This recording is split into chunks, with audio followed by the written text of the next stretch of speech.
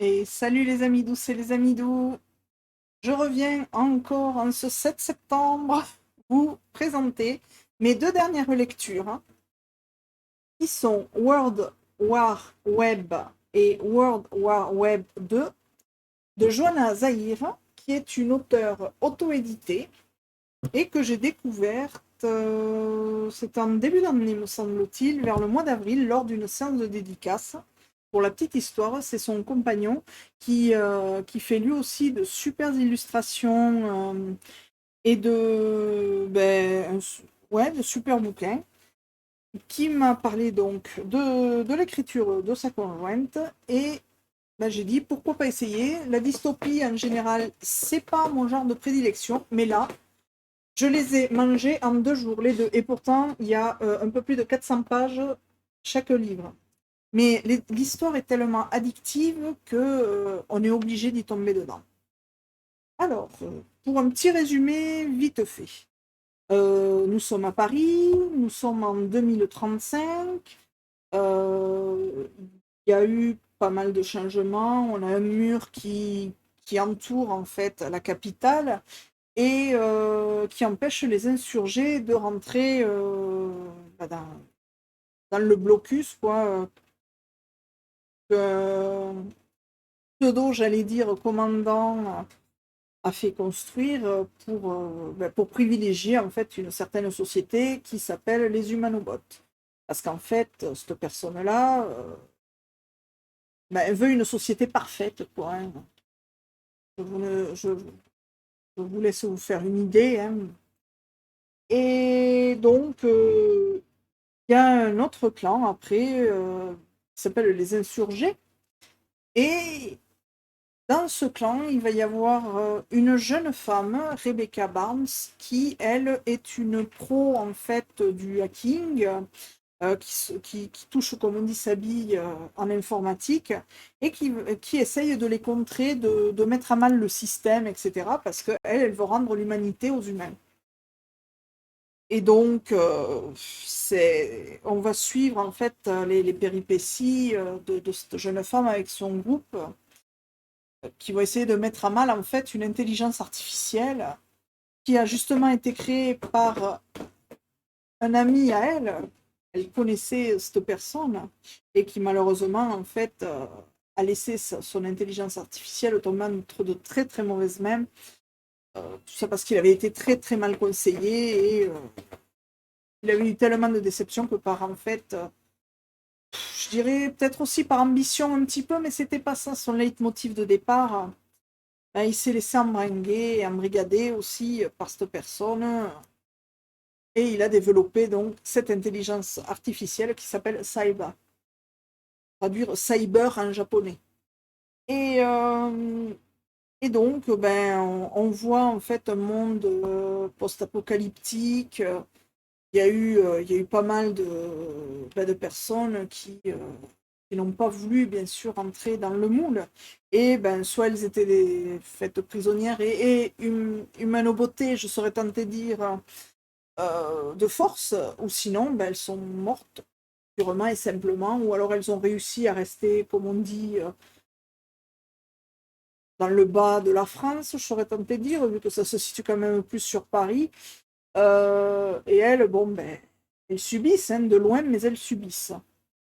Sachant que, de toute façon, à long terme, je pense que le gars, lui, il aurait mis même tout le monde entier à sa botte. Et là, on suit donc les péripéties de Rebecca et de son groupe qui vont être soudés, qui vont parfois se diviser, euh, comment dire, qui survivent dans ce monde-là. Et heureusement qu'ils ont pas mal de ressources pour arriver à coexister et à vivre. Parce que, en fait, la robotisation étant d'une telle ampleur, ben, on se demande en fait comment arriver à survivre en ayant des vivres, etc. Et tout. Donc ce premier tome est vraiment haletant, vraiment vivant. On vit l'histoire. Voilà pourquoi vivant, parce qu'on vit avec les personnages, on vit vraiment l'histoire. On souffle quand ils soufflent, on est tendu quand ils sont tendus. Moi, je me suis complètement immergée dans cette lecture et j'avoue que ben, je suis ressortie quand même avec des petites séquelles, quoi, parce qu'on s'attache très très vite aussi aux personnages qui sont profonds d'ailleurs.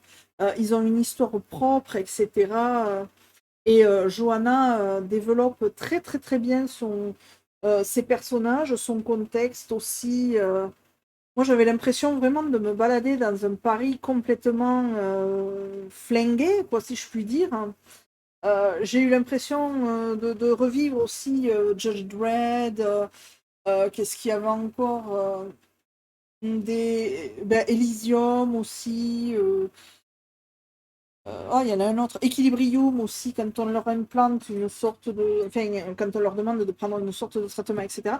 Là, c'est une puce, en fait, qui a été injectée par une montre que les gars et les nanas portent, quoi. Et c'est vrai que ben, dans ce monde-là, on retrouve plein plein de références et j'avoue que je me suis régalée. J'avais adoré les films, mais là, je me suis encore plus régalée de lire la plume de Joanna, parce que c'est vraiment une plume addictive, fluide, elle est percutante. Bref, je me suis régalée. Et dans son tome 2, donc, qui s'appelle S 2.0, ben en fait, ça se passe 4 ans après la fin du premier tome.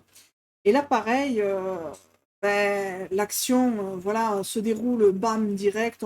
On n'a pas le temps de souffler que ça repart. C'est pas piou-piou les oiseaux, hein, comme on pourrait s'y attendre. Parce qu'on se dit, ouais, le premier, si ça se trouve, ils ont tout gagné, ils ont tout machin, mais on ne sait pas, faut le lire. Et parce qu'il y a un cliffhanger à chaque fin. Mais je vous raconterai pas celui-là, quoi. Le cliffhanger de fin de celui-ci. Mais j'ai eu envie vraiment d'aller la voir et de lui dire, mais tu me la donnes quand ta suite? Je la veux là maintenant de suite. Parce que c'est vraiment addictif, quoi. Je pensais pas pour un tome 2 être autant hypé, et encore plus que pour le premier, et de vouloir vraiment avoir le tome 3. Je me dis, mais c'est pas possible, on peut pas faire des... Non, stop, quoi. Non, faut pas. Mais si, elle l'a fait. Elle l'a fait, la dame. C'est pas gentil, Johanna, pour mon pauvre petit cœur. Là, il me tarde vraiment. Normalement, il sort en fin d'année. Dès que j'en sais plus, de toute façon, je reviendrai vers vous pour vous le dire. Sachez que de toute façon, je me suis extrêmement régalée sur ces 2 tomes. Si vous faites la recherche, par contre, sur que ce soit Amazon, Livre Addict, etc. et tout, sachez qu'ils le mettent malheureusement sous un tome unique qui est gris. Moi, je dirais que c'est quand même une réécriture. Et là, elle a partagé ses tomes. Et je trouve qu'elle a super bien fait. Parce qu'en un tome unique, ça peut faire peur. Ça ferait peut-être un gros pavé comme ça. Je crois qu'il y a marqué 500 pages. Là, à tous les deux, ils font 800 pages passées. Et franchement, ça se lit. Mais j'ai commencé le matin, j'ai fini le soir, quoi. Je me suis plongée dans ma lecture, je m'y suis immergée totalement. Comme je vous dis, j'avais l'impression de vivre l'histoire. Et ben, c'est vrai que j'ai adoré, j'ai adoré. Donc, je peux que vous conseiller d'aller vers l'auteur. Si jamais, je pense que je mettrai enfin, si jamais j'arrive à trouver le nom de son site, parce que je sais même plus. Sinon, elle a son Instagram aussi. Mais je vous mettrai ça dans la description. Donc voilà, si vous voulez passer un excellent moment de lecture, une dystopie comme celle-ci est géniale. Moi, c'est pourtant pas un style que je lis ou un genre littéraire que je lis d'habitude, mais là, je me suis régalée, franchement. Sur ce, je vous souhaite une bonne fin d'après-midi, une bonne soirée ou une bonne journée, suivant la période à laquelle vous visionnerez cette vidéo. Si vous avez aimé, n'oubliez pas de liker, de vous abonner, de partager si ça vous fait plaisir, si vous voulez partager avec vos amis ou votre famille. Et surtout, laissez-moi un commentaire, comme ça on pourra interchanger et échanger surtout. Ça me fera très plaisir. Je vous remercie, je vous dis à plus. Ciao les amis douces et les amis doux.